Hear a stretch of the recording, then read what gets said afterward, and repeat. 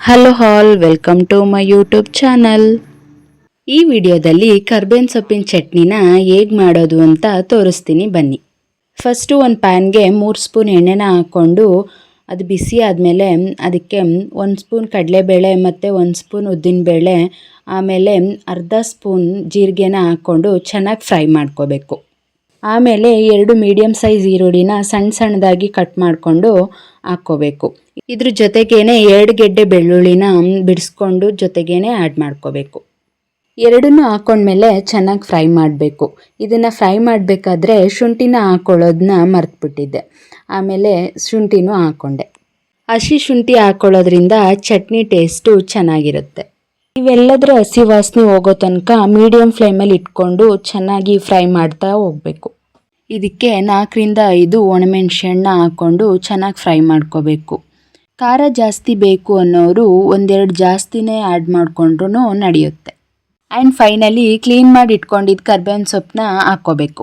ನಾನು ಕರ್ಬೇವಿನ ಸೊಪ್ಪನ್ನ ಹಾಕ್ಕೊಳ್ತಿದ್ದು ನೋಡಿಬಿಟ್ಟು ನನ್ನ ಹಸ್ಬೆಂಡು ಇಷ್ಟೊಂದು ಬೇಕಾ ಅಂತ ಕೇಳಿದ್ರು. ಅದಕ್ಕೆ ಫ್ರೈ ಆದಮೇಲೆ ನೋಡೋರಿ ಇರಿ ಅಂತ ಹೇಳಿದೆ. ಇದನ್ನು ನೋಡಿದಾಗ ನಿಮಗೂ ಕೂಡ ಅನಿಸ್ಬೋದು ಯಾಕೆ ಇಷ್ಟೊಂದು ಹಾಕ್ಕೊಂಡಿದ್ದಾರೆ ಅಂತ. ಬಟ್ ಫ್ರೈ ಮಾಡ್ತಾ ಹೋದಂಗೆ ಕರ್ಬೇವಿನ ಸೊಪ್ಪು ಕ್ವಾಂಟಿಟಿ ಕಡಿಮೆ ಆಗ್ತಾ ಹೋಗುತ್ತೆ. ಎಲ್ಲನೂ ಚೆನ್ನಾಗಿ ಫ್ರೈ ಮಾಡ್ಕೊಂಡಾದ್ಮೇಲೆ ಸ್ವಲ್ಪ ಹೊತ್ತು ತಣ್ಣಗಾಗಕ್ಕೆ ಬಿಡಬೇಕು. ಕರ್ಬೇವಿನ ಸೊಪ್ಪನ್ನ ತಿನ್ನೋದ್ರಿಂದ ಏರ್ ಫಾಲ್ ಕಡಿಮೆ ಆಗುತ್ತೆ, ಬ್ಲಡ್ ಶುಗರ್ ಲೆವೆಲ್ ನಿಯಂತ್ರಣಕ್ಕೆ ಬರುತ್ತೆ ಮತ್ತು ಜೀರ್ಣಕ್ರಿಯೆಗೆ ತುಂಬಾ ಒಳ್ಳೆಯದು. ಆಮೇಲೆ ವೆಯ್ಟ್ ಲಾಸ್ ಮಾಡೋರ್ಗೂ ಕೂಡ ಉಪಯೋಗ ಆಗುತ್ತೆ.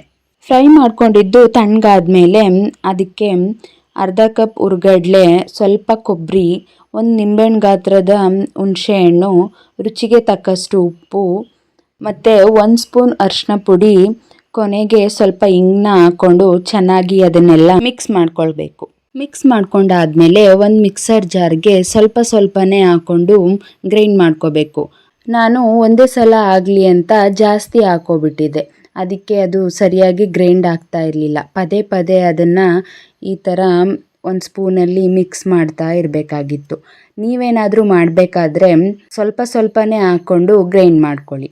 ನಿಮ್ಮನೆಗಳಲ್ಲಿ ಯಾರಾದರೂ ಕರ್ಬೇವಿನ ಸೊಪ್ಪು ತಿಂದೇನೆ ಇದ್ದರೆ ಅವರಿಗೆ ಈ ಥರ ಕರ್ಬೇವಿನ ಸೊಪ್ಪು ಚಟ್ನಿನ ಮಾಡಿಕೊಡಿ. ಅವರಂತೂ ತಿಂದೇನೆ ಅಂತೂ ಇರಲ್ಲ. ಫೈನಲಿ ಕರ್ಬೇವಿನ ಸೊಪ್ಪಿನ ಚಟ್ನಿ ರೆಡಿ ಆಯಿತು. ಬಿಸಿ ಅನ್ನದ ಜೊತೆ ಕರ್ಬೇವಿನ ಸೊಪ್ಪಿನ ಚಟ್ನಿನ ತುಪ್ಪ ಹಾಕ್ಕೊಂಡು ತಿಂತಾ ಇದ್ದರೆ ತುಂಬಾ ಟೇಸ್ಟಿಯಾಗಿರುತ್ತೆ.